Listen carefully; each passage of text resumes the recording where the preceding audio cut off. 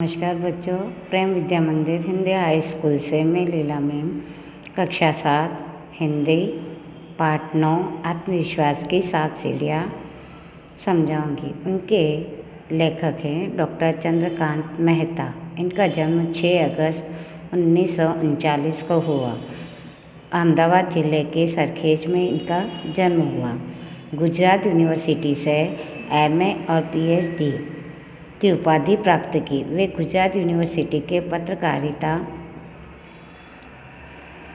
विभाग के अध्यक्ष उप कुलपति रहे। हिंदी तरभाषी भारतीय हिंदी लेखक के रूप में उन्हें भारत सरकार ने नेशनल अवार्ड से सम्मानित किया। देशांतर, अनकहा दर्द, जिंदगी के झरोखे से, दिया जलाना कब मना है, अन्वेषण इत्यादि इनकी प्रमुख कृतियाँ हैं। प्रस्तुत निबंध में संत के माध्यम से प्रस्तुत प्रसंगों में सकारात्मक विचारों की सीढ़ियों की बात कही गई है। लेखक ने इस निबंध में से आत्मविश्वास के विकास के लिए 7 सीढ़ियों की चर्चा की है। लेखक कहते हैं, एक बार एक युवक ने एक संत के समक्ष अपनी डायरी का एक पन्ना खोलकर उनसे प्रार्थना की कि वे उसके लिए कोई प्रेरक संदेश लिख दें।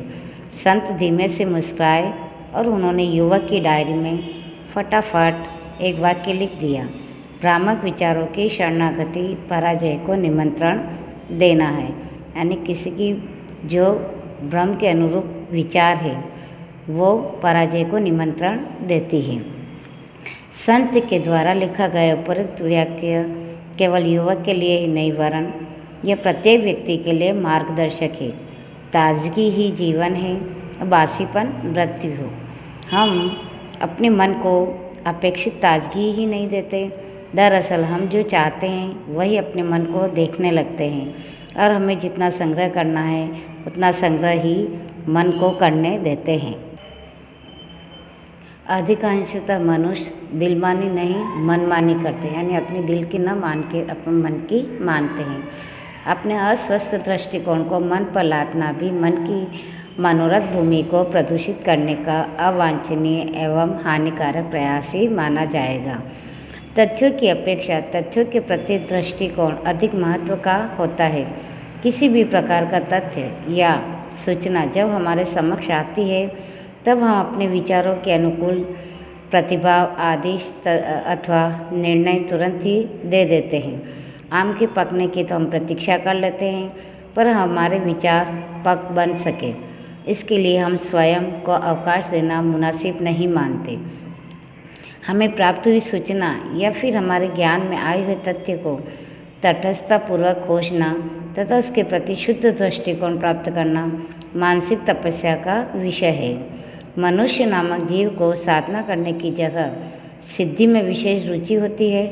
मनुष्य के लिए संयम बहुत आवश्यक है कि वह किसी भी प्राप्त सूचना से बौखला ना जाए, यानी घबरा ना जाए।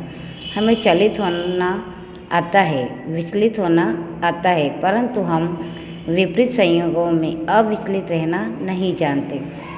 यानी हमारे कुछ भी ऊपर मुश्किल आती है तो हम विचलित हो जाते हैं, यानी उस रास्ते से हट जाते हैं। लेकिन हमें उसके विपरीत संयोग यानी कुछ भी हो तो अविचलित रहना नहीं जान पाते हैं। वह मनुष्य के व्यवहार की सबसे बड़ी करुणता है। पहले जमाने में लोग धूल झाड़ने के लिए या मच्छर मक्खी उड़ाने के लिए चंवर का उपयोग करते थे। आज सोफ़ा, कारपेट आदि को धूल मुक्त करने के लिए वैक्यूम क्लीनर का प्रयोग किया जाता है। यानी पुराने ज़माने में मक्खी और मच्छर या धूल साफ करने के लिए हम चंवर यानी एक तरह का हवा करने का या फिर सफाई करने का पंखा होता है, उसको हम चंवर कहते हैं। और आज के ज़माने में वैक्यूम क्लीनर यानी इलेक्ट्रिक साधन कहलाता है। यह आधुनिक सफाई या यंत्र आधुनिक मनुष्य के लिए एक महत्वपूर्ण संदेश देता है। यदि आपके अपने मन को धूल से मुक्त रखना हो तो धूल को खींच लेने की कला सीख लेनी चाहिए। जिस प्रकार वैक्यूम क्लीनर हर कोने कोने से मिट्टी धूल झाड़ लेता है, उसी तरह अपने मन के अंदर भी जो धूल है उससे यानी जो अवगुण है उनको बाहर खींच लेने की कला हमें होनी चाहिए। अपने मन के तथा अपने कर्मचारियों के या फिर साथियों के मन के नकारात्मक विचारों को भगा देना यानी कि दूसरों को अपना बनाने की कला का रामबाण इलाज है। यानी किसी को अपने वश में करना है तो मीठे वचनों से या अमृतवाणी से ही हम उनको अपने वश में यानी अपने आप में कर सकते हैं। ये एक रामबाण कहलाता है। यदि एक बार मनुष्य का मन नकारात्मक विचारों के चंगुल से निकलकर सकारात्मक विचारों का मुसाफिर बन जाता है तो आधी लड़ाई तो अपने आप ही जीत ली जाती है।